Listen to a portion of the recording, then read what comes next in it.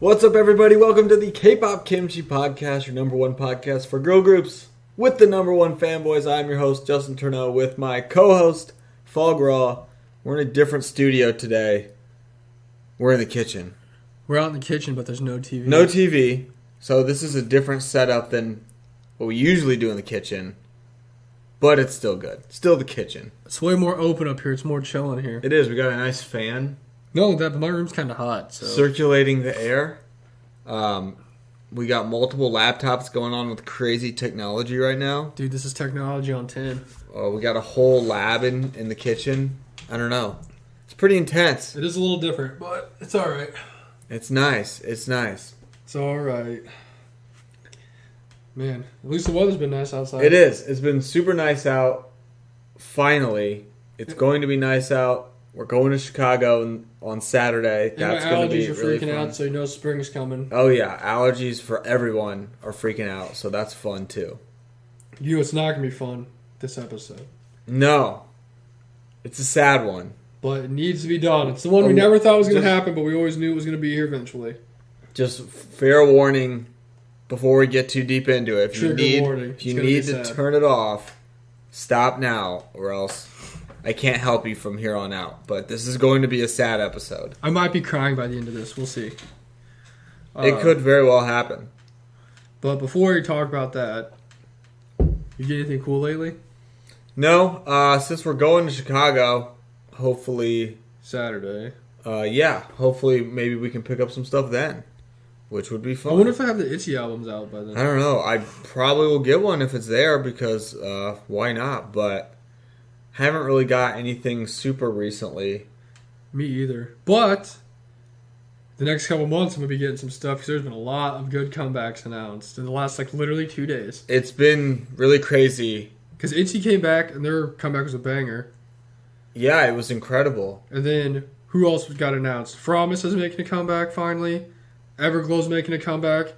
We still have WJSN, the black subunit that's coming out in a couple days. I thought there was another one.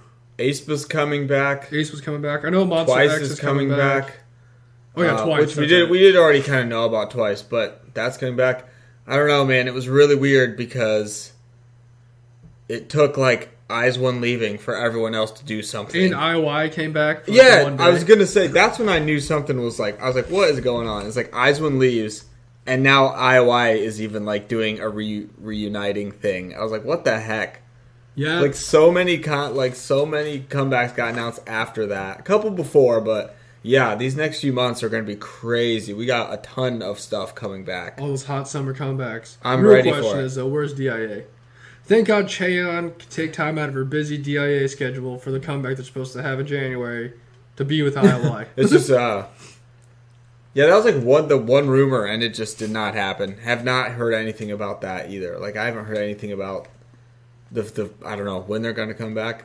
And all I got to say, too, about the IOI thing, it was literally awesome. It was really cool. I watched it with a couple people from the Discord, and it was so fun. But how hard was it to really do that? They were literally in a room or a studio, and they just kind of sat around and it was literally just old buddies getting together and talking about the good old days. That's essentially what it was, and they did a couple things. But it wasn't some big concert. It wasn't some crazy. They were literally just sitting there talking. I don't know. It just made me think why was this so hard to do all the other times when it was a crazy rumor, and then they're no, we just can't do it. Everyone, blah blah blah. It's I get everyone's busy, but was it really that hard for them to talk for a couple hours? I don't know. Really, it was really cool though. It was awesome. Is disband Wacky Mecky, and they can just have the whole lineup back together again. Because I'm pretty sure they're the only active members that aren't in a group, or are in a group. Sorry, because Goog doesn't have a group anymore. Her and that means they'd have to do WJSN too. We don't want that. Not yet. Oh yeah, I forgot Yoonjung was there. Yeah. Well, she can have time off. They have the subunit thing going on. Yeah, exactly. She hasn't been in any of the subunits. She hasn't done anything. They had even freaking Pinky on a video call from China. So I was how hard was it really for them to I was you told me they can't go on one reality show or do one performance. They can't make one appearance on Weekly Idol. Yeah, why not? And just go on there for a few hours. It just seems like it was. I mean, I'm sure it's just as it always is. It's always the company's call, but it didn't seem that difficult to me. Mina wasn't there, but other than that, literally every single person was there. Yeah, I don't know. That's kind of weird. that was like more people there than when IOI even was an actual group. So really, we couldn't do it. I mean, it was great. That's why I was like kind of mad because it was so awesome to see them. So I was like, why couldn't we do this more? It's kind of funny because I was actually thinking since Cheon was out, you know how they had the little reunion thing at the end of Produce 48, which we didn't watch yet? Yeah. And it like showed all the members of IOI and all the members of 101. Yeah. Cheon was there for that, and she's there for here. So this is like more things she's been a part of for IOI than when she was actually part of IOI. Yeah, she was like gone after the first song was made. Yeah. The first like month is over and she was gone. She's just never there. And then they had like the sub unit, which I mean, a lot of the members weren't there, and here they are all talking together. I'm like, dude, why couldn't we do this more? It just kind of blew my mind, but it was happy to see. I was really happy to see IOI. It made me realize I was like, I actually really like these girls like a lot. Like they were really fun. One of the groups that like got me into K-pop, so it was cool. I don't know what's up with the companies, but yeah, that was my spiel for the day because that like kind of made me annoyed. But whatever, I don't get it. I don't either. But perfect segue because now that we talk about IOI coming together, we have to talk about IZ*ONE being apart because this is the first episode we've recorded where they're not a group anymore. Because they officially disbanded at the end of April, which was what's the date? Was 5 days ago and 49 minutes. So they're not a group, and we always said that we were going to do an episode about them after they disbanded because kind of like IOI when we talked about the groups they went into after. Mm-hmm. They like Produce 101, IOI was over. That's how like all the groups became what they are. Yeah. But now, since we didn't have a chance to do that with IOI, because obviously they were disbanded before we started this, we're going to talk about. It's kind of like going to be like a mix between like kind of like a rabbit hole episode on them to talk about them, but also give our opinions on where we think they're going to be at and what's going to happen with them in the future. Yeah. Because right now nothing's been announced. Nobody knows what's going to happen.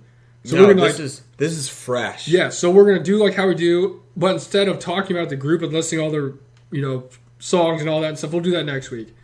This week we're going to talk about the backstory about Produce 48 and what happened for all those people who weren't around for our first 6 episodes, but that's all we talked about was Produce 48. This is literally the base of the podcast. This is like the full circle. This is like whole...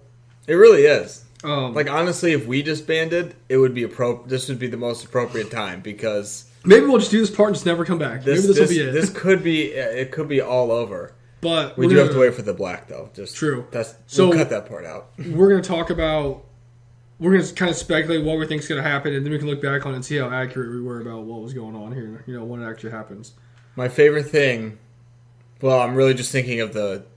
Not draft. The bracket is trying to predict things and seeing how we do. Yeah, so let's do it. We're going to do that, and then next week we'll do an episode where we actually talk about, when they came out and, their songs and all that stuff like we normally do. But we'll get into that next week. This is going to be a kind of like a backwards thing. Cause we talk about that first, and then we talk about each individual member. But we're going to talk about each individual member first, and then we'll talk about the other stuff next week. Yeah, and it's only appropriate, too, for... I'm just making the rest of the show for the rest of the year about IZ*ONE. Well, I mean, why not? We made the first... Yeah, like you said, 6? Maybe more? I don't even remember. It was so long ago. But the episode we did it was all about going to happen eventually. It was all about IZ*ONE, man. That is the foundation of this podcast. So they get however many episodes they want. It really is. I was so many of our first episodes were just about Produce 48. Literally and it wasn't even about IZ*ONE yet. It was Produce 48 and then IZ*ONE. I feel like the more I talk about this, the more I'm just going to cry on the inside. Can I just have another spiel real quick? Can we just put the piano version of Neko absolutely not. At the end of the episode? Absolutely not. Man. Was that their disbandment song? I don't... Dude, gosh. They were gone. They did nothing for a month. So what was technically their disbandment song then? They didn't have a disbandment song. Their disbandment was the end of the concert. What was the last actual song they came out with? Dun Dun Dance? Or was that the Pepsi song? That's the disbandment song. Thanks, So You. And Da Da Dance. Speaking of, Oh My Girl's coming back. I'm all confused because Oh My Girl stole the I'm hyped. Oh My Girl's looking awesome. Yeah, that's another... we'll talk about that later. This is sad times now. Sacrificing IZ*ONE brought everyone else back. It really literally did. Like Tony Stark dying and... I don't know, whatever. I'm just mad that they didn't do anything for a whole month. I thought they'd have a song. I thought they'd at least have a comeback song sad. that was like super sad, like Downpour or When the Cherry Blossoms Fade or something. They should. I mean, why wouldn't they?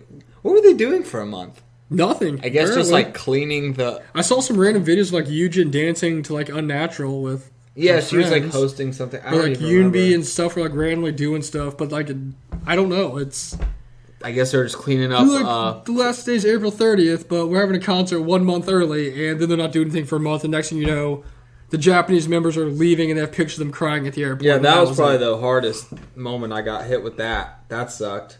It was just really stupid that even with the concert, I feel like a disbandment, especially of a group of IZ*ONE, you like really need to make it like...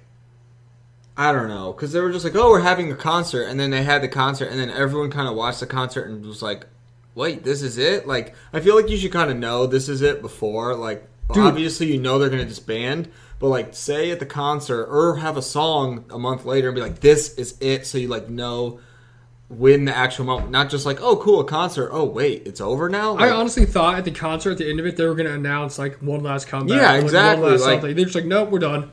That just is... And all the girls cried I just and they turned feel the like, lights off. to me, like, that just does not seem the right way to, like, handle it, you know? I don't know, it's dumb. Like, you gotta think somewhat of the fans. Like, obviously... Especially for a group like IZ*ONE. They were huge. They were super popular. Exactly. That's why it just... I have all their albums. Literally. In every color. Every single one. And there's lots of colors. Colorized. I have an album that was supposed to be signed that wasn't. So that's how you know it's real. Man. Thanks, M-Wave. I don't know, but here we go. We can talk about it here. So, like I said, for those of you who did not listen to our first, like, month and a half of episodes, we talked about Produce 48 a lot. And IZ*ONE was a 12-member group formed on that reality elimination show, which, you know, they go on, they get voted, like Produce 101, 16, Idol School, any of those shows. And it was hosted by CJ, E&M, and Mnet. So that's who put on the whole program. And this one was different because it had members from AKB, which is like a Japanese group, come over to participate with the Korean trainees, which is why it was called Produce 48. Produced from the Produce series and 48 for AKB 48. It's supposed to be like a whole worldwide phenomenon, which I never understood either because there's only 2 places. It's not worldwide, but whatever. Yeah, and they only had 3 people, so I guess the contestants were more. And they debuted as a group on October 29th, 2018, which is a long time ago. That's so long ago. That's crazy. Yeah. I mean, I knew it was a while ago, but man, that is a long time ago. I remember the debut. Yep, debuted. And I do too, because I remember hating them for a very long time. I hate to say it, but you did. Oh, I hated them for a long time. You've owned up to it on this show. I'll never. So that's my biggest regret in life. I will say you have 100% owned up to it many a time over. So it's okay. It's rough out here. It's okay, especially now that they're literally not around.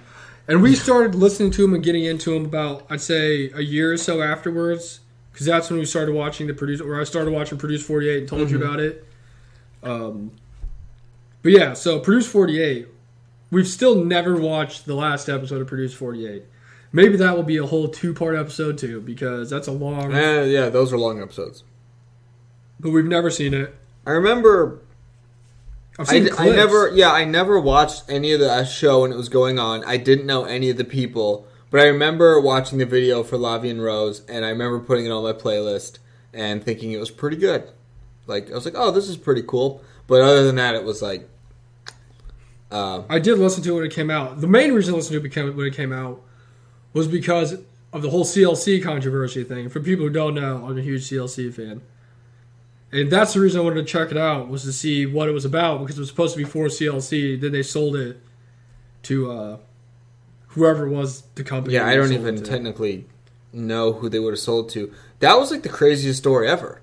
Because I remember like hearing the song, and I was like, this is a pretty cool song, and this group, like, they seem cool, whatever, like, it's on my playlist now. And that was like it. And then you started sending me the stuff of like videos of CLC like singing it in the studio and blah blah. I was like, whoa, this is like a deep conspiracy, like. And then it was like, yeah, they sold CLC's song that they were literally done with to IZ*ONE. And then fast forward to like a few months ago when Elkie left CLC and left Cube. Yeah. And she wrote the whole letter saying about how... Because before I'm like, okay, maybe, they had it, like, ready and they just didn't, like, do anything with it because, they haven't got that far. But Elkie came out and said that there was, like, a whole comeback ready to happen. And then at the last minute, they sold it and they just scrapped the whole comeback. She said it was literally, like, everything was good to go. Like that choreo, they had, like, video. Didn't she say they took pictures for it or something? Yeah, they had everything. Like, it was obviously sung and like done as like a song. It wasn't like, oh yeah, we were put some bars down in the studio. We're gonna go film a video for it. No. It was like 100% done and comeback ready to happen. And then they sold it, and that's why we didn't get anything for like a year after Black. Yeah, because they put all the work in and then it was just gone. So it was like it's not like they could just come out with something else. Like they did all this and then it was gone. And I mean, I don't blame her for being really mad. That was really weird. That was a crazy story. That was like one of the craziest like stories. Because I remember, like I said, they were talking about it. I'm like, okay, they have a little bit of recorded. Sure, you have it like dance clips. And I never really knew how far in it they were until Elkie said it a couple months ago. And I was like, oh, shit. It was literally done. It was like a whole... That'd be like, oh, get hyped up for this Oh My Girl comeback. And they dropped all these teasers and everything. And then the last day, they're like, nope. And there's like, whatever happened to that? Like, where'd they go? And then some other group just like has done dance. Yeah. It's weird. No, it was really weird. I remember when TLC was posting the teaser images. Especially since it was like, And it was like them with like red roses everywhere. People were like, oh, they're getting ready for a comeback. Like, and then just like everything's not even on the Instagram anymore. They like deleted all of it. Like, of course it was Cube and of course it was CLC. I just thought it was like crazy that I was like, of course it's a CLC. Why don't we sell an Idol song? Come on. And just sell this new girl group's song already. First off, speaking of Produce 48. Yeah. Go support Sunlight because Chowon and a couple other girls from Produce 48 are in it. And I've been waiting for Chowon to debut for a while. Their teaser came out the day after Eyes One 2. I was like, man, everyone's doing something now. And the budget for their teaser was more money than CLC's had in any of their comebacks ever. I would honestly like to see those numbers added up because I believe it. That, let me just tell you, if you don't like, what's it called? Not virtual reality. What is it? CGI. So yeah, if you don't like CGI, you're going to hate this group because it was crazy. It looked really crazy and it looked really well produced and a lot of money put into it. And I was like, dang. I remember the CLC me days, so. Yeah, I don't know. Anyway, so yeah, Lave and Rose, that was their like debut song. We'll talk about that more next week. But I remember checking it out because of the CLC thing, and I remember listening like, wow, this is pretty good. But I hate them, and I'm not going to listen to it. I never put it on my playlist. Yeah, there was a lot of bad blood going on for a while there. I remember it. And I remember just like not really caring. I remember thinking it was really stupid that CLC didn't get a song and it didn't make sense. But I just didn't know anything about Eisen, so I was like, oh well, like I don't care about these people, especially that they're stealing CLC's songs, so like whatever, like I was super hardcore CLC fans over here. I got CLC. We just like want them to do well. It's like I don't know. We just want them to do well and do something. So the fact that something was taken away from them, and I know like obviously different circumstances because completely different groups, a debut, Produce 48, CLC, whatever. Lavie and Rose was an absolutely huge song. So and they won a bunch of awards. Like, okay, sure. I'm sure people would be like, oh, well, you don't know if CLC would. Yeah, we don't know if they would have won all the awards. But, like... I mean, I'm pretty sure whatever Eyes One came out with, they would have won awards for. Exactly. But just the fact it would happen to be the CLC song that they took for their comeback... Doesn't make it feel any better. Exactly. I'm like, this should have been our win. But apparently everyone felt super bad because the next comeback we got all them pity votes. Got those 2 wins. Hey, scoreboard. They beat that one solo guy at the one time. And then they actually beat Dreamcatcher and Cherry Bowler or something. Yeah, I mean, that was... Got those 2 wins, so... Count it. It is a win's a frustrating. Win, it's frustrating. And I'm sure that, like, happens in the industry and we don't know. But this one, we did know. And, like, we know the extent of it, so... I know they say that it happens all the time, but I'm pretty sure when they sell the songs to other people, they don't have whole comebacks completely ready. Yeah, and they're not just like, hey, CLC, forget you guys. They're doing it. Because I have heard of where some groups have got songs, like, made by producers, and they didn't think it fit them. Yeah. So they gave it to somebody else. And that makes sense. But it wasn't like Twice had Dance the Night Away 100% done, and then like, nope, we're not doing it. Here, go get the DIA. Okay, here. Oh, man, that'd be fun. Actually, that'd be sweet. I'd love to see that. But, yeah, that was just the one instance where it was just, like, really deep and, like, already finished. And if I'm wrong, K-pop producers out there that are listening. We'll get you on the podcast. Or the guy who's in charge of Cube, hit me up. Man, I don't know, man. I don't know. I don't want to be having this episode for CLC. shortly. That's all I'm gonna say. But anyway, okay, so enough of that. We talked about that. Because that's like the main way I found out about Eyes One and what was going on with Eyes One, right? Then fast forward, I didn't care about him for a long time. Fast forward like a year or so later, and I found that random video we watched. And it wasn't even about Eyes One. It was like things that make me forget Produce 48's not a thing anymore. Remember? We were like watching like Weekly Idols in like my brother's room. Because like, this is when I still lived up north.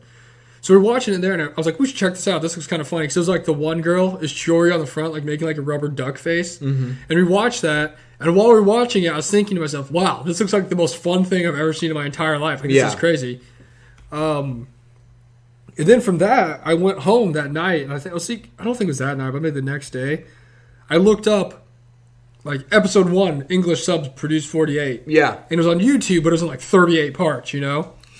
And I remember I stayed up till 5 in the morning watching every part of it. And I remember watching it, and I messaged you, like, dude, Produce 48 is freaking awesome. Like, why have I never watched this before? And it wasn't even the elimination part yet. It was them doing, like, their little... Yeah, it was the start. Yeah, it was like the very beginning where they're doing, like, their evaluations to see, you know, like, where they're at to get A through F or whatever. Yeah. And I kid you not, I think I've said this before, I've watched episode 1 of Produce 48 because I loved it so much. I watched it every single day for probably like 2 months straight. Dude. Never even watched the other episodes. Just watched episode 1. And I watched them do all their performances. It's so cool. And then I told him about it. And then when we came up here, I'm like, dude, you need to check this out.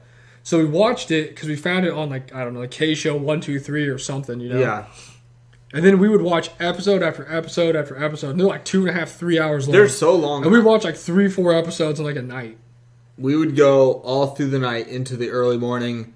I remember just multiple times we would watch it out in your living room here. And we'd move the couch. And we would take the family couch and move it from the wall, carrying it, and put it in front and just plop down there and like get whatever food, I don't know, whatever we were eating or drinking, and just like turn on Produce 48. And you just watch it. And we would just watch it. And it was so long, but it was like so intriguing, and we were into it. Obviously, we knew what was going to happen, but like, dude, even though we knew like it's so outcome, dramatic. We were like watching it, and I even knew who was gonna make it, and I'm just like, I don't know if they're gonna make it. Like, especially in the group performances, the grades and everything, it's so like stressful and dramatic. The editing of that show is just so crazy. That's like the actual definition of the devil's editing. Yeah, it's just like there's so many times when I'm like, what's gonna happen, and then like it turns out all good in the end. But man.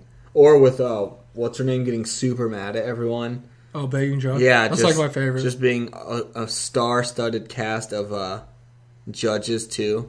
It was really great. It was just really entertaining. Really my favorite entertaining thing, show. Like, I've also said this before, is I was not an Eyes One stan. I stan Produce 48 and all the girls that were trainees on Produce 48. Like, I love Produce 48 and watching all the different people, you know, all the trainees, all the AKB girls, everybody. And I, like, knew all of them before I even knew the 12 members that were in Eyes One. Mm-hmm. You know what I'm saying? Yeah. Like, I just love Produce 48. I loved it so much. I watched all... I swear when we would talk, that's, like, literally all I talked about was Produce 48 all the time. Because I watched a bunch of it. That's what I did. I just lived by myself, and I watched a bunch of Produce 48. It was great. It made me really upset, even though I don't know if my heart could have really taken it. Made me really upset that I didn't watch from like when it was actually going on, which I don't know how I would have handled that, to be honest. Like watching it, like not live, but knowing what's gonna happen too. I was like, yeah, oh, it was still like heart wrenching and like hard to watch almost because you just were so stressed out. And I always was like, man, I just want another one so I can like actually keep track and watch it. And then like, of course, we're like there's no more. But man, it was just so fun. It was just so fun to watch, so entertaining. Everyone on the show was good. Like, everyone on the show was, like, talented, especially when they started to get into the evaluations. Like, and there's, like, so many performances where I'm like, is this not, like, a group ready to debut? We used to watch the individual, like, group, team, whatever, face-off performances all the time. Like, and those songs were sick. Like, those songs were amazing, too. They'd be groups. If they were groups, we would stand them. And there's, like, so many members... Or I guess not members. There's so many trainees that were like didn't make it but I like grew so attached to him through the whole show. Yeah. And I was like so sad because I knew they weren't going to make it. Yeah. And part of the reason why I've never watched the last episode is because I'm just not ready to be that sad to see everybody get picked. Yeah, especially right now since IZ*ONE just left. Like it's just not time to watch. That's too dark of a place to go. And we've put that off for over a year. Probably about 2 years now. It's been a while. Probably a year and a half at least. And I've never watched it. But we have watched all the other ones every second. So yeah, I've watched. I remember when I'd be like waiting to come back up here and watch episodes, so I wouldn't watch ahead. Because once I got up to like where I was caught up at, like episode 3, yeah, I showed them to you. Then I like stopped watching them, and I'd watch when I was with you. But I'd just keep rewatching the other episodes over and over and over. It was just like a weekly weekend thing. As you would come and we would just power through hours and hours of Produce 48. Yeah, it's the best. It was really fun. I really, really, really liked it. But it was just fun. Like I can't imagine. I mean, I guess we don't have anything like that here, but that would have been a really fun show to watch when it was happening. It would have, and just be like, oh, especially when the people who got to go to the group performances and like you have like your little favorite person. Yeah, and they could have they in like live voting, got to like like vote and for stuff people too. But it's just a really great show, really awesome concept. I love Produce 48. We ever watched the boy ones, but I don't know how any of those, like this whole show overall, would have beat that. I mean, I guess that's just like to each their own perspective. Man, Produce 48 was so good, but that's where IZ*ONE came from, was Produce 48. Yeah. Also, if you want to go hear any more about it, since we only have so much time for an episode, you can go back and listen to some of our first. I think we literally just like recap the episodes. So. Yeah, we did like episode recaps. We should do that again. We should. Next round, let's just do Produce 48. And then this time, we'll actually... I just want to rewatch every single episode and just do live reactions to every episode. Oh, let's just not even finish it again. Yeah, I know. Man, I don't know. But that's where they came from, Produce 48. It's like one of the... I think I've said on other episodes, but it's like one of my favorite things in the entire world. Like, it made me so happy just watching Produce 48. It's the best. So there's 12 members from that group, and obviously they're all from different companies because that's how the show works. Disclaimer, we do know that it was all rigged now. We've found that out. We know. All of them are rigged. We know, and it doesn't matter. It's not like it changes anything. Like if I found out it was rigged and who's supposed... Well, I think we did, actually. Didn't they put out a thing about who got gypped? They were like the ones... They didn't say who wouldn't have, like, who wasn't supposed to be in the final group. Yeah, sort of. But they said who were the two that should have been there, but they didn't say the two who should have been out. And the two that they said, I wasn't really surprised, because I thought... No, we absolutely knew, and we said it before. Like, we knew before it was even official knowledge. We're like, yeah. And then, like, it came out that every single produce group was like that, and we're like, well... Oh, okay. Well, clearly, doesn't even matter for 101 and IOI. They're not around anymore, and like it does not blemish. And now them no for one me. is. So no, it doesn't change anything for me either. Look at the success that they had. So and if honestly, so I know the two members that should have been in the group, and I feel like from when we were watching it had earlier episodes because we complained about it that there weren't, but. There's nobody in IZ*ONE I'd take out and put them in for. No, I don't think that because this is IZ*ONE. This is Chowan's debuting. And, like, Khan does her own solo stuff. I absolutely adored Khan. Oh, she's one of my favorite idols. She's still one of my favorite idols. But, like, I could not see her in IZ*ONE. Yeah, no, I just couldn't. And, like, unfortunately, that was the mindset of, like, the companies and all that, too. Like, so it worked against her, which sucks, but... Whoever rigged it that is, yeah, exactly. That's what we've always said. So, yeah, we know what happened. We're going to enjoy the group for the greatness that they are. And so did a lot of people because guess what? They were worldly popular. Because for people who don't know, I know you're probably going to say something about it, but we do know, obviously, but we're going to focus on... It's not like a secret. Yeah, I mean, it is what it is, you know. But it is what it is. 12-member group that had Yoonbi from Woollim Entertainment, who was popular for like having, I think it was either, was it Infinite or was it Beast? It's a boy group. I don't remember. I'll look it up in a second. But they have Lovelies. Like, that's their main group from Woollim Entertainment. Yeah, yeah.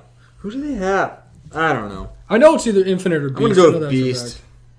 Let's look it up real fast. I don't know. But yeah, Infinite has the Chaser, though. It's true. I love that song. Oh, they actually have a couple groups now.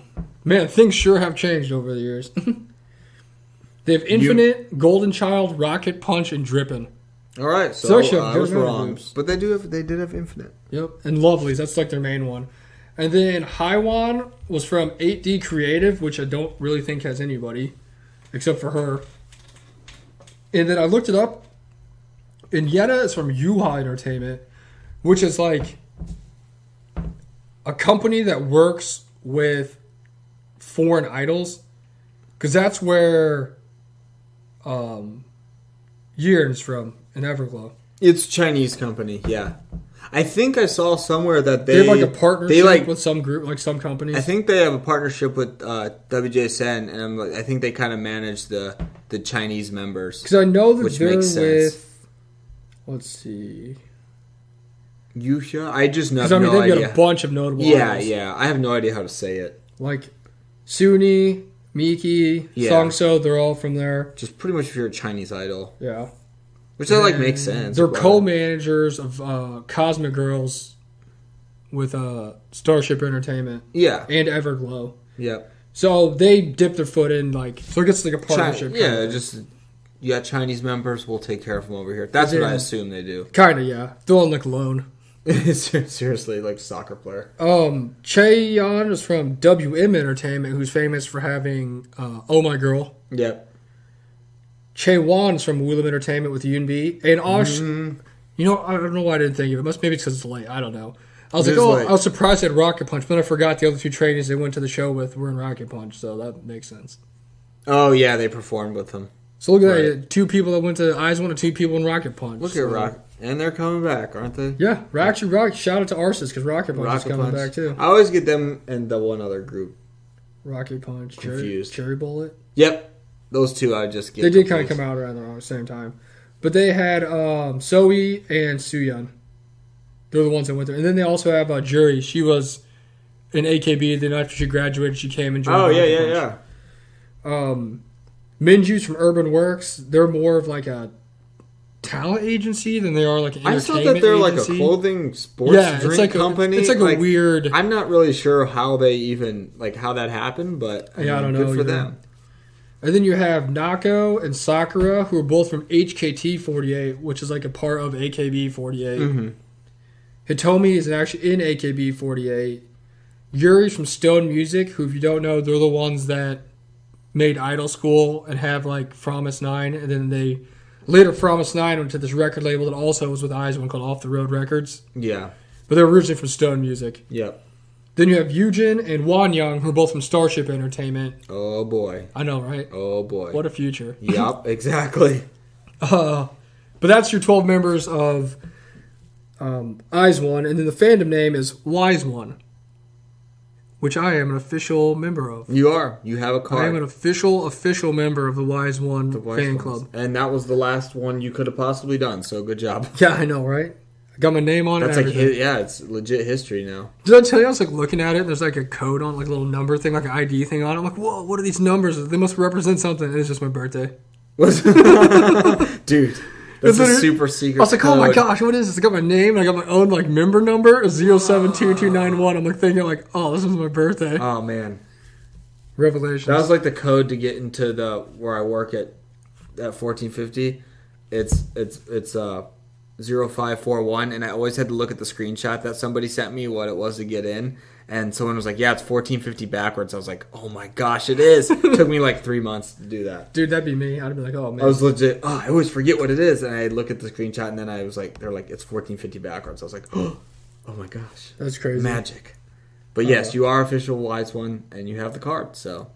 Are you part of any I'm fan clubs? in ITZY, yeah. I have a digital card. I have no idea when my thing, it just says like it's preparing to ship. Speaking of, I should be getting my official stuff eventually, but I've been a Midzi for the day it came out. where's my freaking Ujung? Yeah, exactly. I ordered that. I looked at my receipt. I ordered that thing back in freaking January. Dude. Yeah, I have no idea. Every time I check, it just says preparing to ship, so. But I'm an official member of the WASN fan club because, the Cheshire one doesn't exist. The Cheshire one had a 2-minute opening one time in like 2016, I think, and that's the only time you could have entered. And he tried to get it for me. It was sold out. It was sold out, but yeah. How do you sell out of something that's not even like a... I don't know. It's like saying you sold out of movie tickets. Like it's like I don't know. they're movie Once again, Cube. It just doesn't make any sense. But yeah, I'm a mid-Z. I want to get my card. It's the only thing I care about. But hopefully, eventually, it'll get here when your WJSN one. Gosh, hopefully. All right, so let's talk a little bit about the members we got here. So first off, we have Kwon Yoon Bi, and she finished number 7 overall out of the 12 girls. She's the leader, main dancer, and lead vocal. She was born September 27th, 1995. She debuted in 2014 in a group called Yeah under the name Kazoo. I remember we talked about this before. And Not a great stage name. I was like, wow, that's the worst name ever. Not a great name, but I have seen a couple dancing clips of her with her short pink hair, and let me tell you, that Kazoo. Wow, Indeed. Kazoo. Indeed. That's the only way to describe it. Gosh, Kazoo. that's dreadful. Her official color is purple, also known as embroidered starlight. Ooh. Didn't know that. Yeah. Learn something new every day. The Woolim trainees call her the mother because of her good leadership skills, which is true, because I remember in Produce 48, she packed a bunch of Band-Aids and all kinds of stuff for all the girls in Woolim, because, to keep them safe during their travels in Produce 48, I guess. Keep them safe from their fights with, who was their rival in the show? WM. Oh, man. Those are some battles. It is. She was also in a dance group called Play and used to be a backup dancer for Lovelies. Now, I always have an inner struggle in my life between Haiwan and Yoonbi and who is my favorite person in the group. It's just a coin toss all the time. But yeah. Hopefully Yoonbi goes and does other things. She'll just be my favorite person ever. I love Yoonbi. She's one of my favorite members. I feel like you liked Yoonbi more at first than you liked Haiwan at first. I think Yoonbi, if we go back and listen, I think she's the first person I ever brought up about Aizwan. Yeah, that's what I think. I feel like, I'm not going to say you didn't like Haiwan, but we kind of poked fun just because she kind of was just there for a little while. So she really grew on me after watching a bunch of the reality shows and the wink wink we talked earlier about. There's a couple members we didn't think were going to be in the group, and she's definitely one of them. I wouldn't think would have been in the group. But, just safe bet, yeah. I don't disagree. And we talked about it before in other episodes, but she really grew on me later on after watching reality shows, Weekly Idol, and just random. I watched a ton of Aizwan videos. Yeah. But she's just really funny and really goofy. That's why I liked her so much. But Yoonbi's built different. And Yoonbi is, she's got the awesome leader mom vibes, and she's closer to our age. So. And I did say that always represent. I will say my bias records and groups are always the ones that have the mom vibes of the group. That's definitely Yoonbi. Also, fun fact: whenever I see sad idols and stuff, it's not the best, but I cannot stand seeing Yoonbi cry. It makes me so sad. Yeah, she's just such a proud person, and whenever anybody says anything to her, she's never oh yeah, they'll say something oh yeah, I'll do better, or I'll try to work on this and this. She literally just talks about how much she failed the group and how she didn't do good enough, and that's the reason why things were happening. And I'm it's really sad. It's really sad.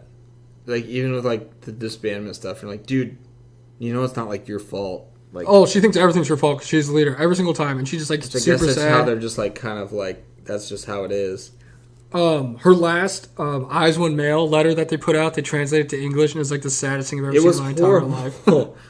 It really was. That's why I can't. I was oh man, I don't know. But that sucks because you know she's taking it hard. That's the one thing I cannot stand Yoonbi crying. It makes me so sad on the inside. Yeah. Yeah, Yoonbi's awesome. She's also 5'2", which always blows my mind because she doesn't look like she'd be 5'2". She looks like she'd be way taller than that. She's short. But for the most important part, what are they going to do next? What do you think Yoonbi's going to do next? I personally... You go first. I don't think she's going to be in another group because she's not old, but in the idol world, she's on the older side of... It's a tough spot. And right now they have Rocket Punch, which we'll talk about with another member later. But I can't see her debuting with another group since they just have Rocket Punch to debut a little bit ago and they still have Lovelies. Because as people know, most companies have one senior group and a junior group. That's pretty much how it works. Yeah. Jedi's in Star Wars, there's always the master and the pupil. Yep. But I was talking about this in the chat the other day. I think she's got a good chance of maybe doing some solo stuff, but I could definitely see her getting more into because she does a lot of modeling, a lot of like photo shoots and commercials and stuff. And I think she'll probably get into doing some acting. 'Cause she's been in a couple like smaller acting roles, and she'll probably go that way. I don't think she's going to be in another group. I think this is it. Yeah, I agree, especially with that's kind of like the next step of the because it's really what you want to get to the idol. Yeah, the idols that are a little like kind of. I don't know. I just hate saying older because they're literally not old at all. It's just like it's relative to what you're talking about. Sure. Yeah, it's definitely the next step is like the acting. So I think that's what you do. In a perfect world, if I like said what I wanted, her and Chaewon would be a duo and just actually be not just like a one-time thing. They would be a duo and just debut as a team, just them two.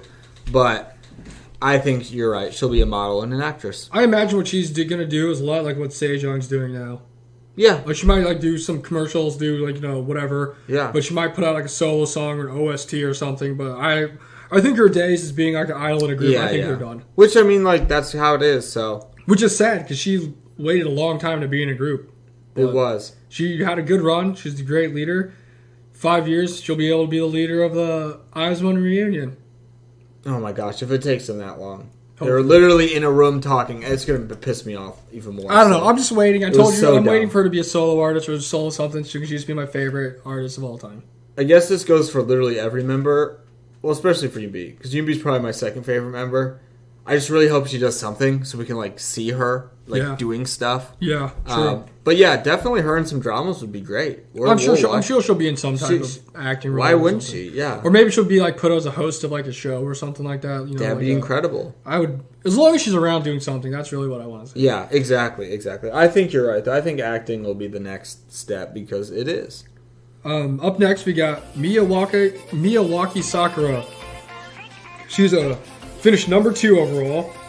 She's a sub-vocal, sub-rapper visual. She was born March 19th, 1998. It's kind of weird.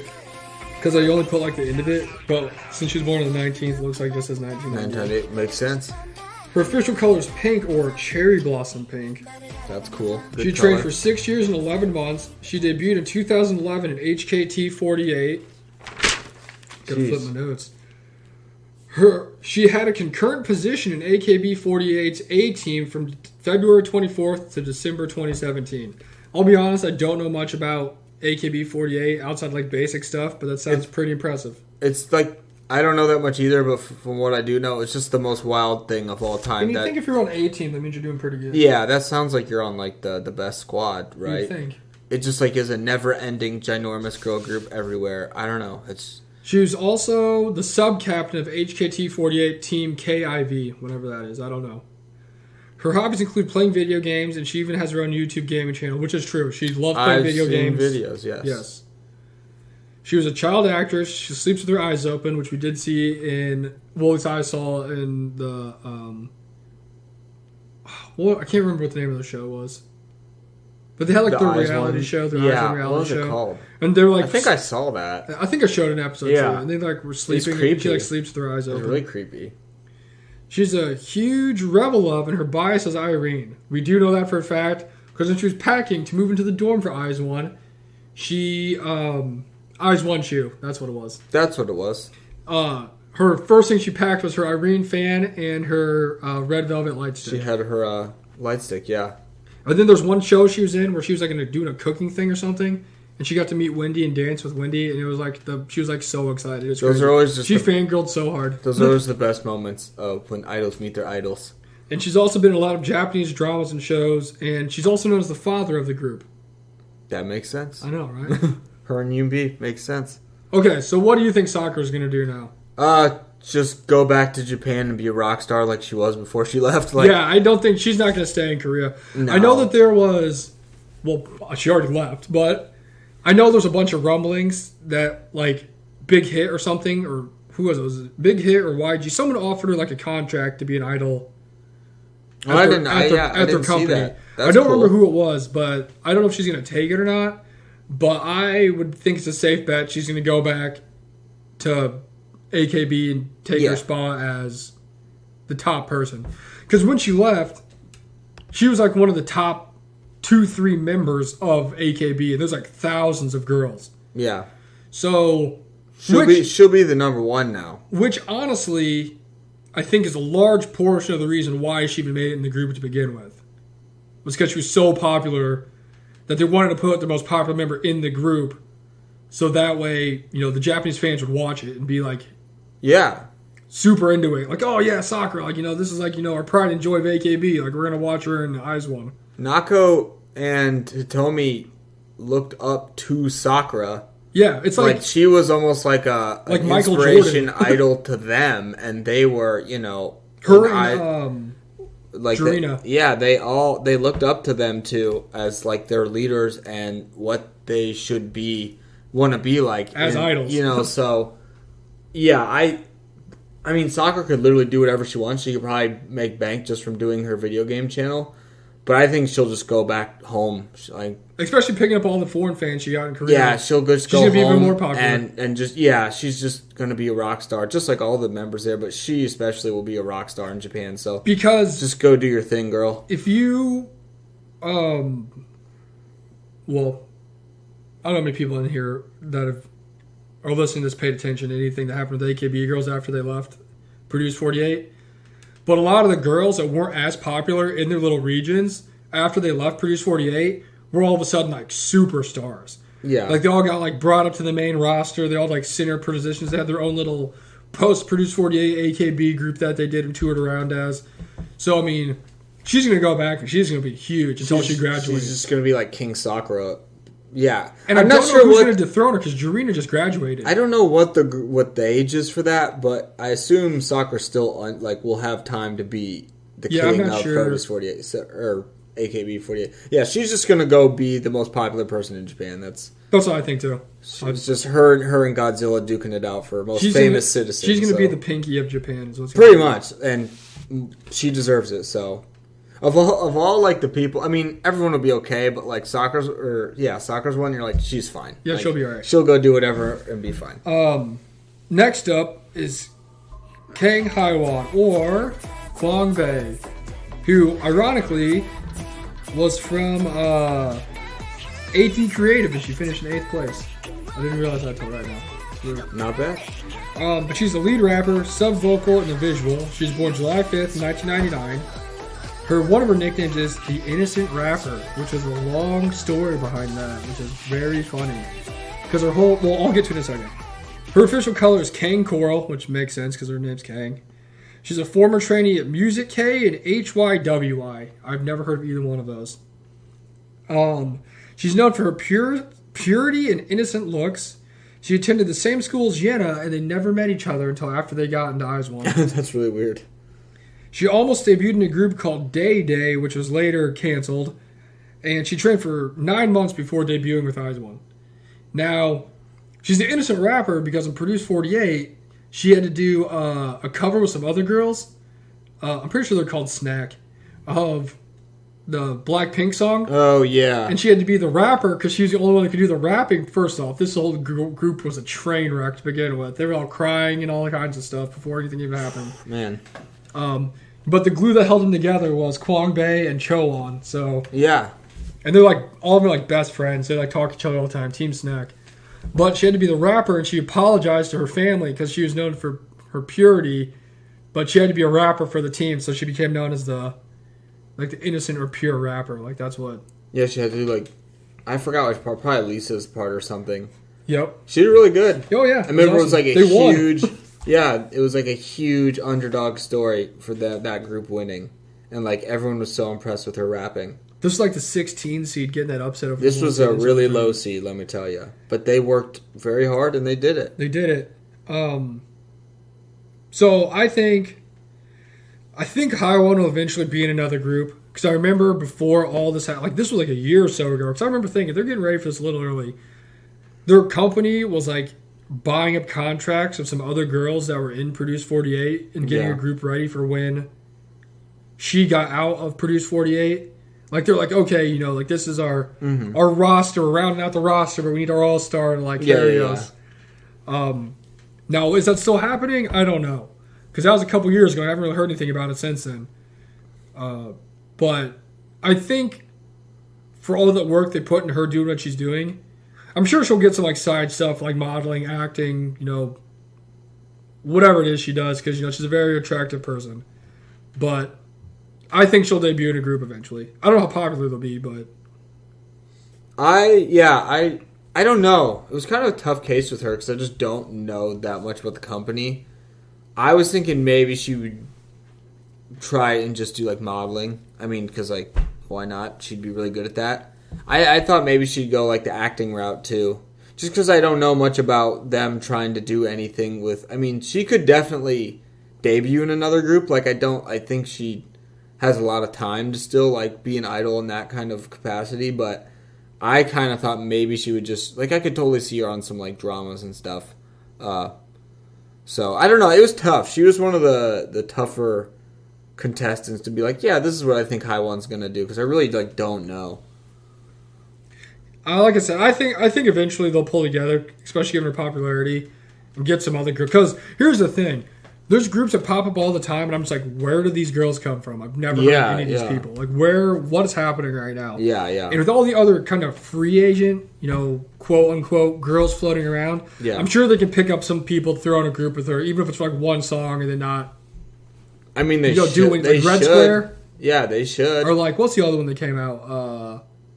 They Secret Number or something. Yeah, that was somebody. Like, those are groups that who knows what they're doing. They could get their contracts bought up and debut with her as some other group. You know what I'm saying? Yeah. Kind of like how Majors used to be a group, and then they just came out with somebody else. Or like Signature and Red Square used to be a group together, then they came back as something else. Yeah. I definitely feel like she'll debut in another group somewhere. I just don't know how popular it'll be or like when it'll be. But yeah, I mean, hopefully they do it sooner than later.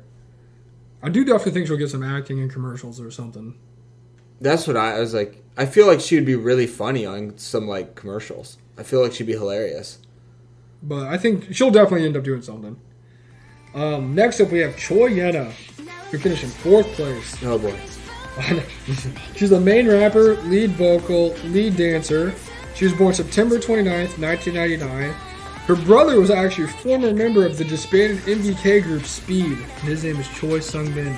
Oh, that's cool. And we saw videos of Speed. So all those videos we saw were her brother. That's wild. I didn't know that. That's like the craziest stat of the day. I knew that her brother. I knew her family. I knew her brother was in a group. I just couldn't remember which one it was. I did not know that. I think that's crazy that siblings. I mean, I guess for all like sports, anything they do like the same thing, like professionally. Like that's pretty crazy. I remember one article that asked what it was like having another family member that was an idol and stuff, and she's like, "Oh, it's just normal. We hang out and we like farting on each other in the living room." Yeah, yeah. Yenna just normal sibling things. That's just Yenna's kind of filter right there. She's just free spirit. Just a bro hanging out with the dogs, Broing out with my dogs. Free spirit. She attended Hanlin multiple art school, like I said, with Haiwan, but they never knew each other, which is kind of weird. She was a trainee for 3 years and 5 months. Her official color is Yinlo, which is yellow for anybody who didn't know. She's known for being very bright and energetic. She's the happy virus of the group. She was also crowned the Personal Talent 1 Queen on Weekly Idol, the most prestigious award. She also was a childhood cancer survivor because when she was little, she was diagnosed with lymphoma, and they didn't think she was going to live. And oh my gosh, that's crazy. And she's also a former Polaris trainee. I don't know who that group is, or that company is, but I feel like I've heard of it. Polaris? Yeah, I feel like I've heard of it too. I feel like that might be just a metalcore band I'm thinking of. They make, like jet skis. Yeah, I don't know. But dang, Yenna's got some crazy stats that I didn't know. I will say, I think the first other member that captivated me right off the bat was Yenna. Yenna was your first bias. But she's like definitely fits the type of biases I have. There's like crazy, energetic. Super, like funny, loud. All the time. Oh, legit happy virus is probably the best way to describe her. Yeah. Like, people say that in groups, and like, they probably are, but like, Yenna really is. Or like, I know like other members always have like that, like Sungyeon from CLC is always like that. Yeah.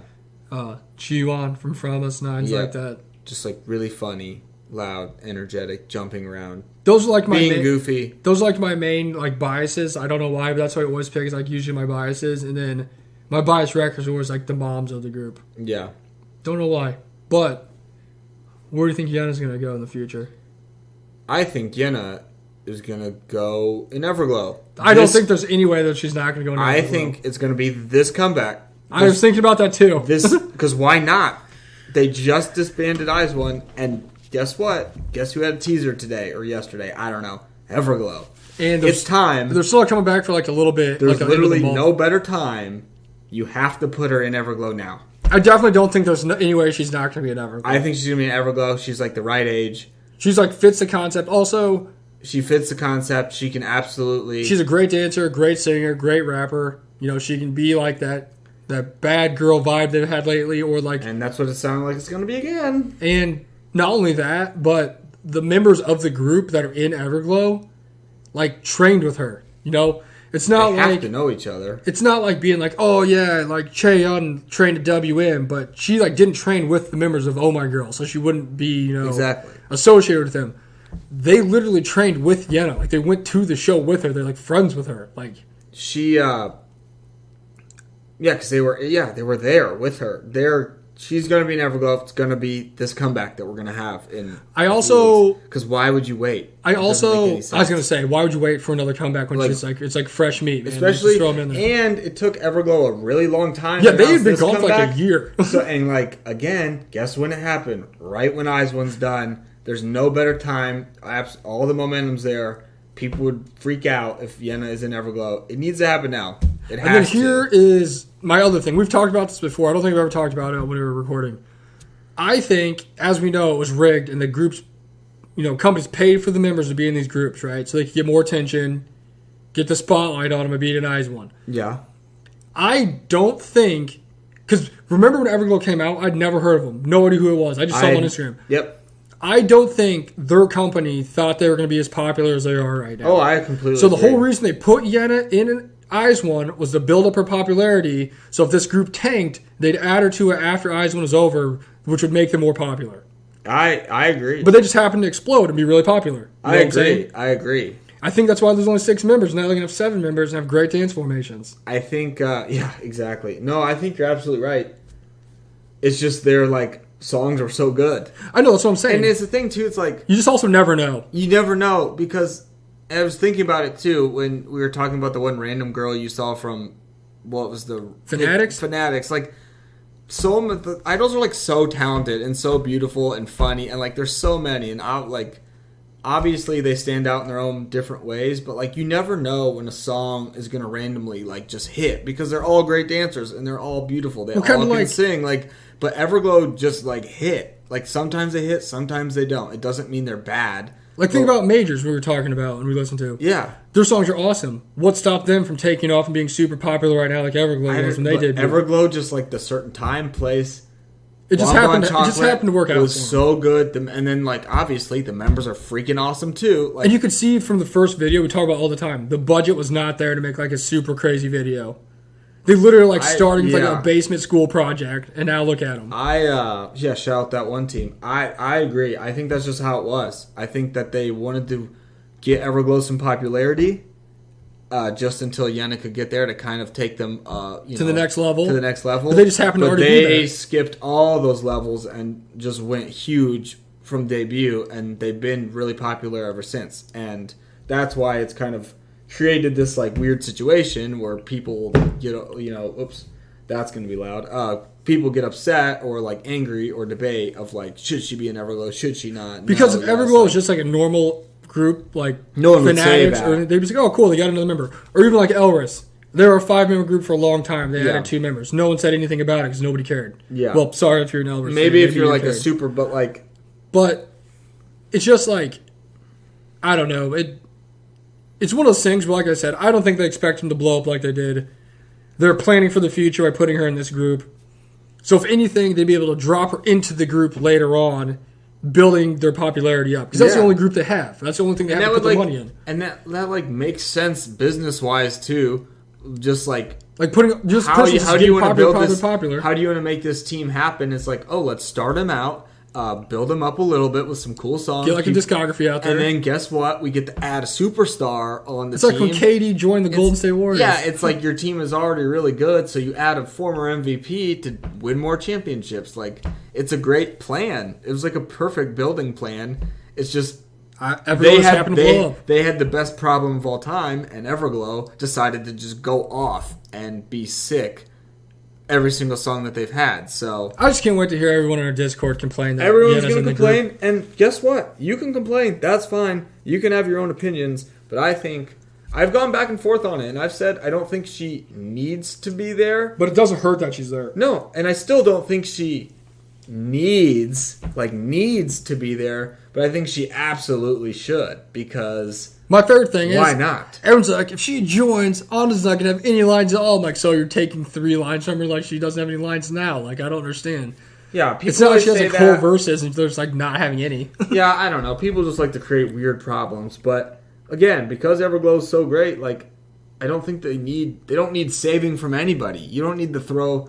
They don't need Momo. They don't need Irene. They don't need anyone because they're a great group on their own. And but it's like- adding Yena is an awesome step of someone that they already know that can make them even more cool. I think they should do it. I think they should do it now. Like, because why would you wait? Like, Yeah, I'm with you. I've And the always thing said is- she's going to be in Everglow. There's no question that they're not going to wait and debut another group after Everglow's only been a group for like, what, a little over a year and a half? that doesn't make any sense. Why would you especially let her since sit they're in the so basement popular. and not do anything? I haven't, and like I wasn't really sure for the longest time, but honestly, like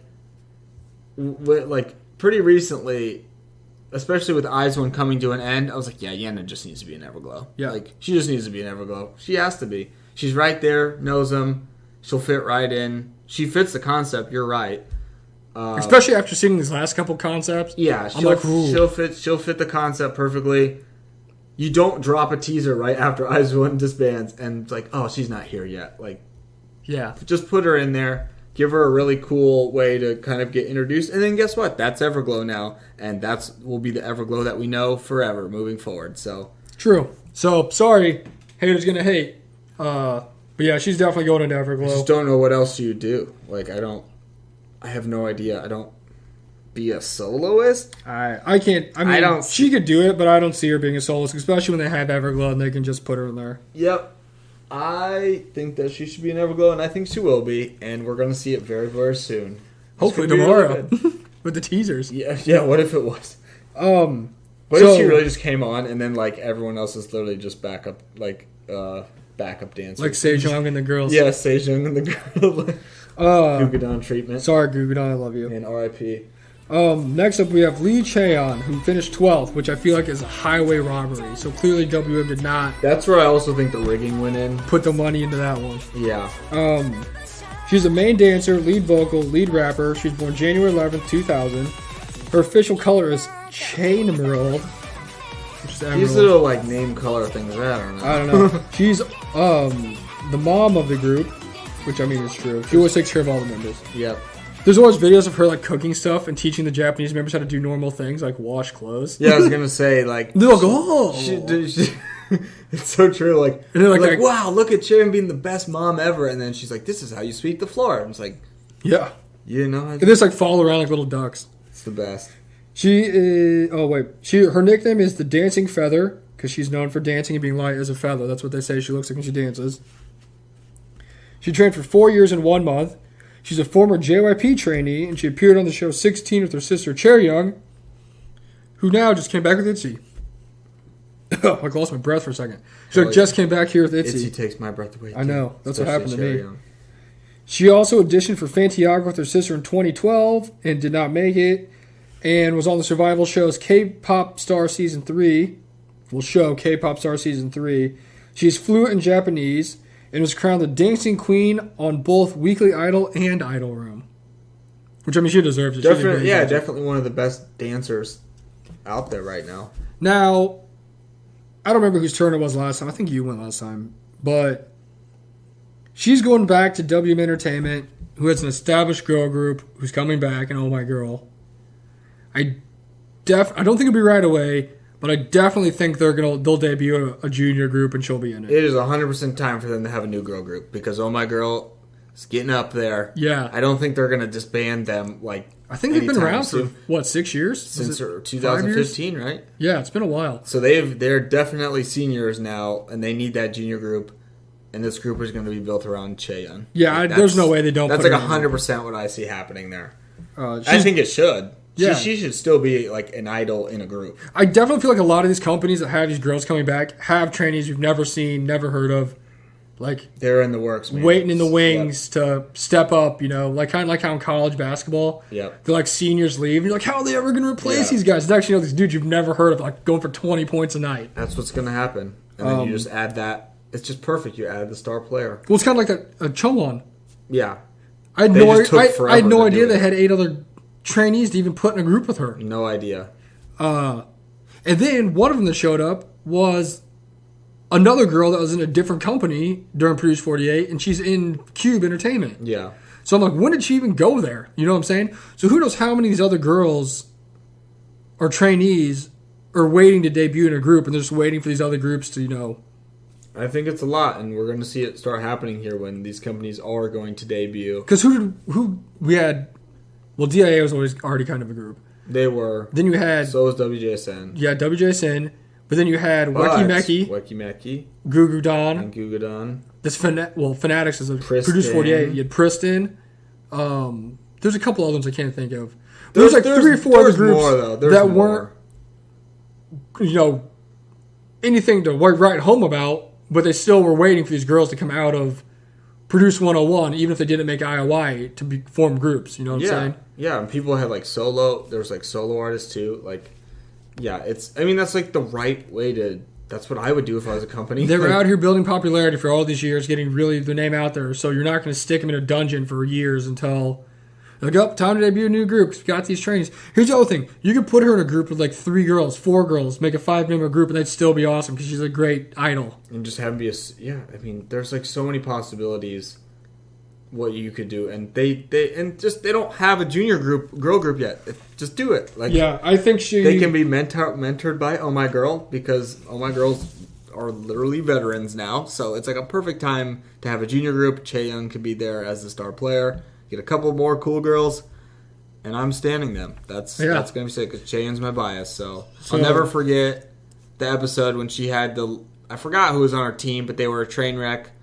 And she just was crying because she worked so hard. And even Bae Jun, she cried. She cried and said Chaeyoung was doing a great job. And to make her cry, you really have to be doing something. That was when she became my bias. She's always been my bias since then. Also, never forget that's the same time when they're going around to see who'd pick up girls from the other groups. And Minju said that she really wanted to be in the one group. Like, oh, that's cool. We're going to take Sakura. And she wasn't even there. Yep. And that performance was awesome. They didn't say anything to her, but yeah, that was the moment she became my bias, and I'm excited because they should debut a new girl group. Next up, we have Kim Chaewon. She's the lead vocal, lead dancer. She was born August 1st, 2000. She also attended the Hanlin Multiple Art School. She trained for 11 months. Her nickname is Angel Chaewon, Fairy Chaewon, or Radish Cabbage Fairy. Classic. Her official color is Chae-Moo. It's like weird. My head it's again, like a weird green. These colors, I don't know. Fun fact: she can peel 3 tangerines in 30 seconds, and she's said to look like Stray Kids Felix. And I've also said it a bunch. She looks like a spitting image of a female version of Kai from EXO. EXO, yeah. They have like similar faces. A lot of beautiful faces. I know, a lot of beautiful faces. A lot of beautiful faces. I don't know whose turn it is. It might be yours. Where do you think Chaewon's going to go? I don't know. I mean, in my perfect world, her and Yoonbi would just be a super awesome duo that tours the world, but I don't think that's going to happen. I'd like to see her still in a group. I'd like to see her still be a performer. I don't know. I think she's going to go Rocket Punch. You think they'll put her in Rocket Punch? Yeah. See, I forgot that they have them. She's young enough that she could take that concept. That's why innocent, bubbly concept. Yeah, that's what I was thinking. And like we said previously with Yena, she went on the show with the other trainees from Rocket Punch and is trained with them all these years. Yeah. I think they're going to put her in Rocket Punch. That'd be probably the best bet because they're not going to debut another girl group. I don't think they're going to debut. Rocket Punch is too new for them to debut. So yeah, just put in Rocket Punch today. Do it. Because if they debuted a new group, that means it'd be bad news for Lovelyz. So yeah.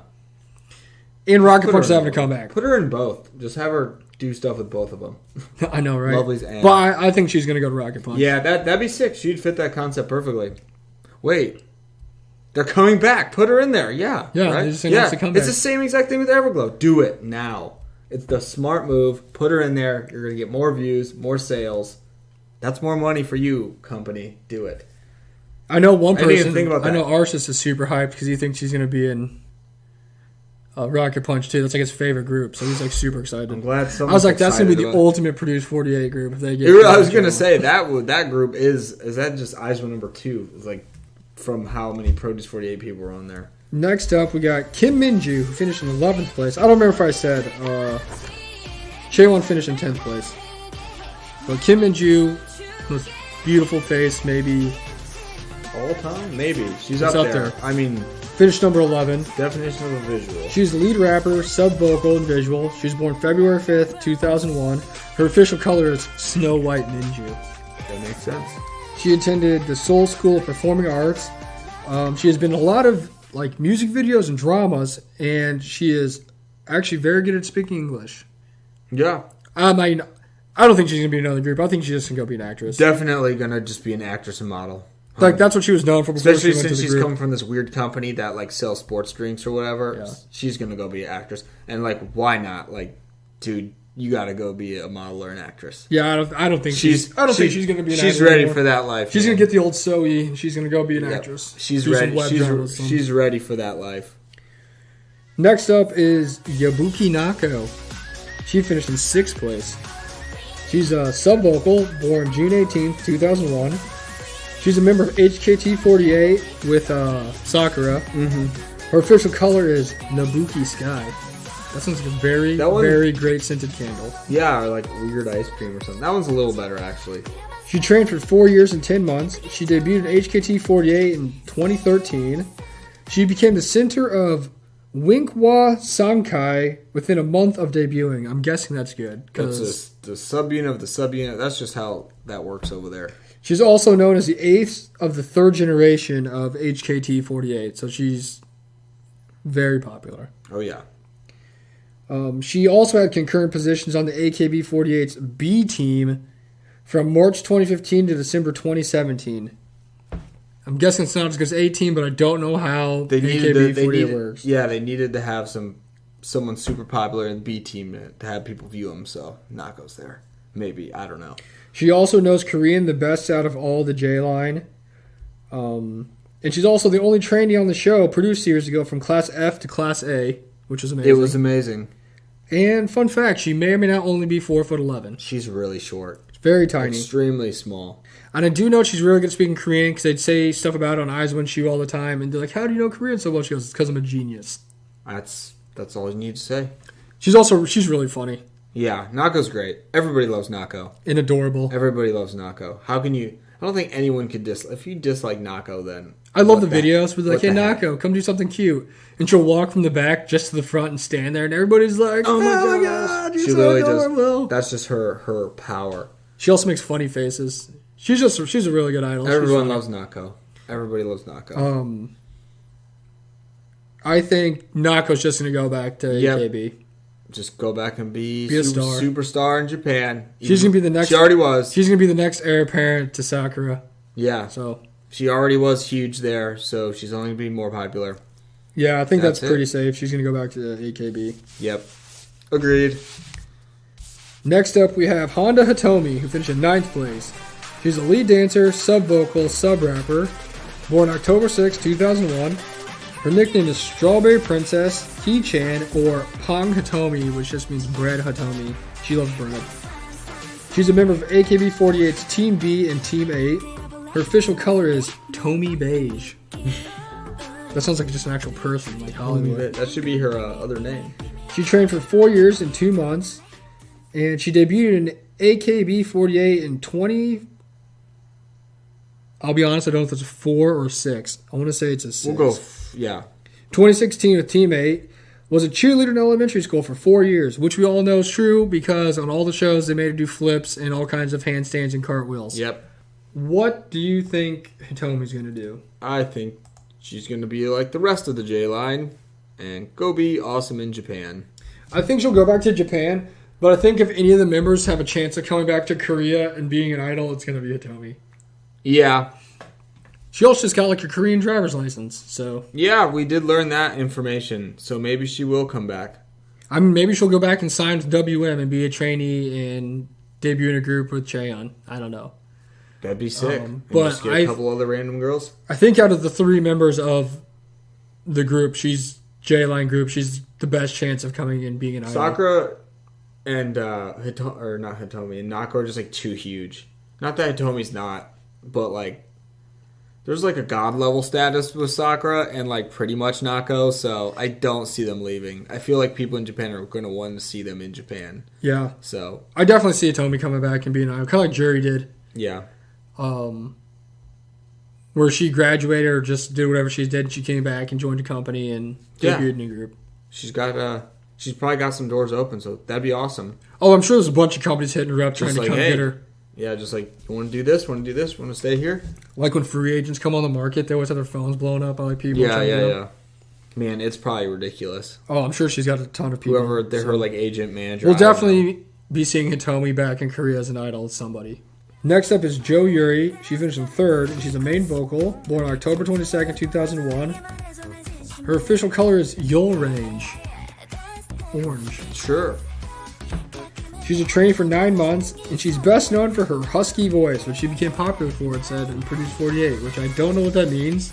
I don't think I'll ever know what that means. Husky. But people say it. Husky voice.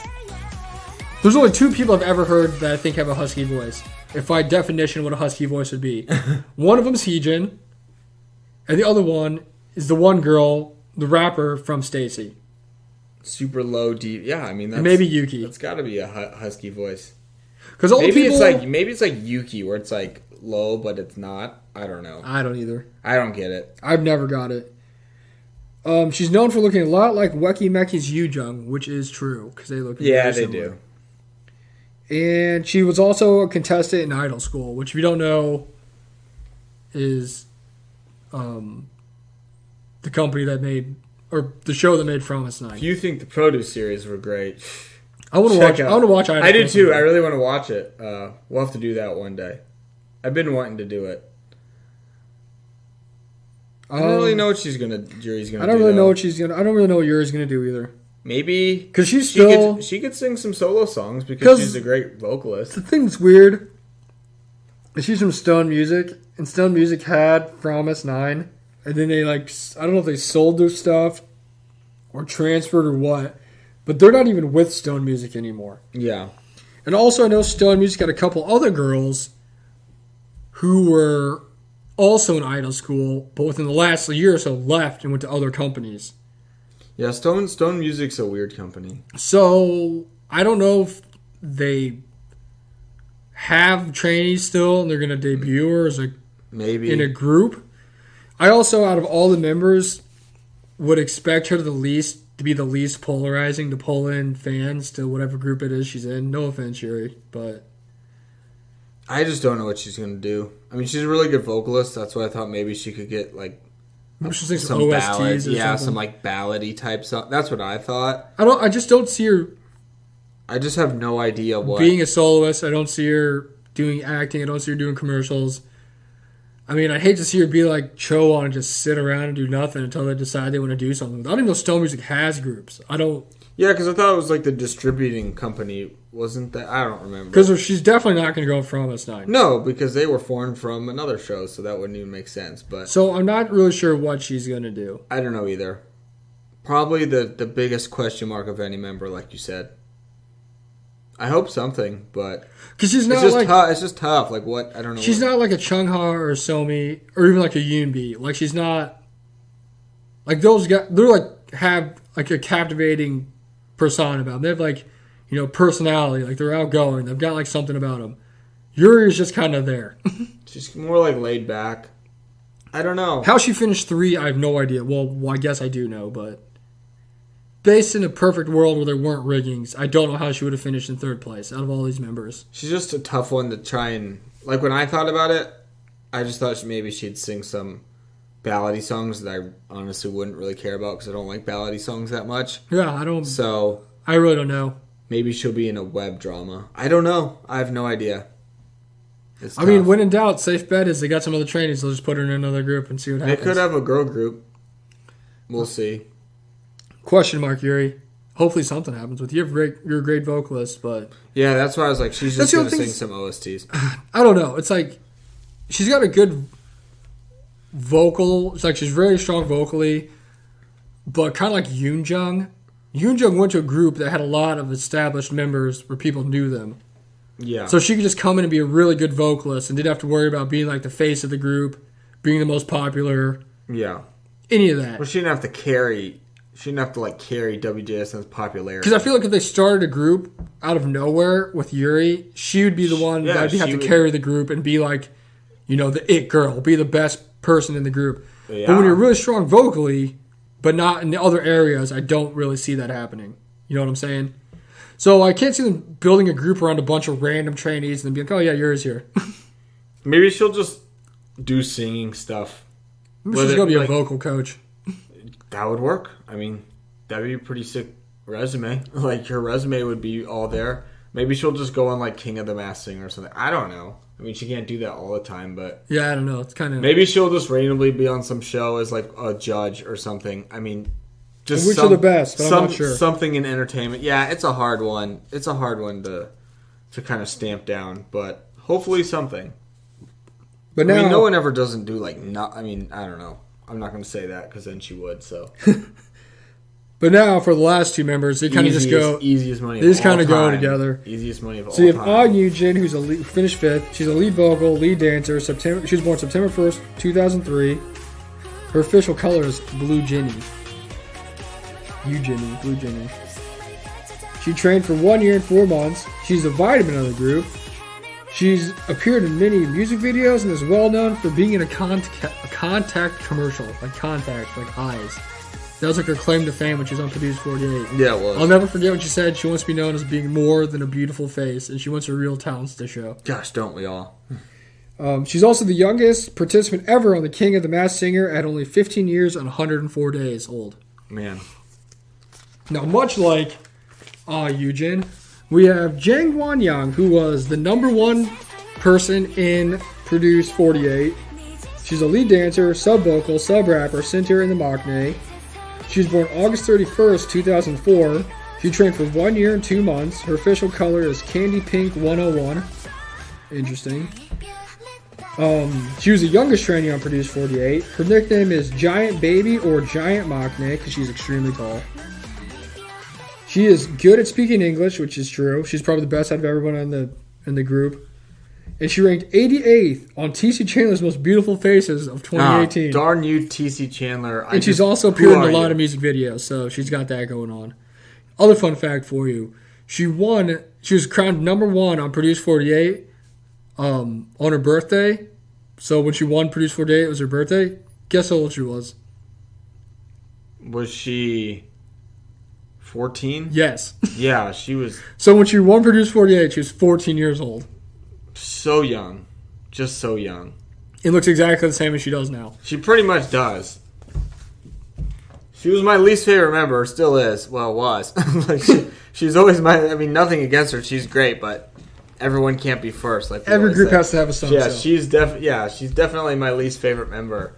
But this is probably the most easy situation of all time for Starship. Like, if they don't just put both them and make a junior group to WJSN... then they're the dumbest company of all time. Oh, they're going to. It has to, because they're both so extremely young still. Won-young's, is she 17 now? Yeah. And then is Yoo-jin's 17? Or did she just become 18? I don't know. They're around that age. I mean, either one, like, they're so ready to still be idols in a group. Like, just get them a group. And you have the number 1 winner, and then Yoo-jin also very popular, so... And she wants to be known as more than just a beautiful face. Easiest money of all time. Just get a couple random girls in there, and let's just make a sweet... Because they also had... I'm trying to remember who the girl was that trained with him that's on Produced 48. Because she was actually really good, too. Honestly, her name also might have been freaking... Oh, it wasn't Yoo-jin. What was it? Gosh, what was it? Yoo-jin? She had like she had a very similar name to... It wasn't Khan's friend, was it? Because her name was Yoonjin.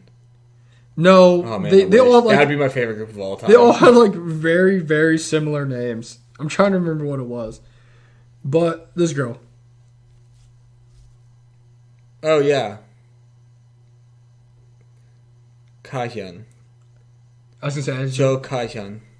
Yeah, she was she was on the Produce 48 series with him, and she was awesome. She just didn't make it as far as the other girls. Well, she's going to be in the group, so... there's no way she's not going to be in the group. And, WJSN are at the right time to be seniors, so they're kind of like the Oh My Girl situation, where they've been around for a while. So it is time for the junior group. Nayoung, that's the one who's in Sunlight with Chowan. Oh, okay. Nayoung. Sorry, kind of off topic. No, okay. It's okay. That's like the easiest call ever. Honestly, if Starship doesn't do it, then I have no idea what they're doing. But they'll do it. They'll do it. Just go pick up what's her face from. Go get Hitomi. Yeah, man, that group would be so popular. Just make it those 4 people. Man, they'd be awesome. Because they had Sistar, who was 4, then they had WJSN, who was a lot, and then now let's go back to 4. I'm sure they've got a couple other girls. I actually feel like Starship, pretty good company. They're pretty smart. As many as times as we hate on other companies and Kaihyun, Cho Kaihyun.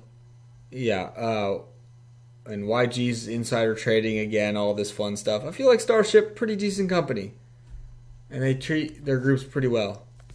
Is that the same person? That's going to be a great group. Oh my goodness!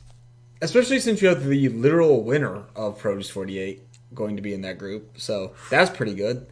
Who is supposed to be the most popular number 1 person. Yeah, so that group is going to be sick. That's going to be fun. Starship make it happen. There's no way they don't make it happen. No, that's probably the easiest call of anybody we've had of what they're going to do. That's going to happen. That's such a nice spot for Starship to be in. Because then you can just have WJSN be the seniors, and then you literally usher in this awesome new girl group with 2 winners from IZ*ONE. And literally the winner of Produce 48. So and then who knows how decent. Who knows how many other trainees they probably have. And they have people, and then they'll have people who have some popularity from somewhere else, like that one girl. Add a couple more Produce 48 people. Who knows? Think about ITZY. We knew about 3 of the girls, and then they had Yuna and Leah who came out of nowhere. Yeah, and they're awesome too. So yeah, it's that group's gonna be great. Whatever they do, it's gonna be sick. I mean, the girl groups that they've had have been awesome in Sistar and now at WJSN, so they're going to be an awesome group to look forward to. It's a pretty safe. They're going to take us into, what even generation are we on now? Next generation. They're going to be 5th generation group? I have no idea. They're going to keep us liking K-pop, I know that much. We're going to have a whole new wave of groups coming here. Yep. Very exciting. We'll cover that also when that happens. Yeah, it's going to happen. I was thinking the other day, it definitely did work, but I was did the post Produce 101 groups, did that work? And I think my answer was yes, even though some of them had some very weird discographies and disbandments that kind of sucked and turbulent times. I still feel just for the popularity, because even when all the IOI members were together, all these girls are important. So just for that fact, I think it'll be good. I know Starship's going to do a good job, though, so I put my trust in them.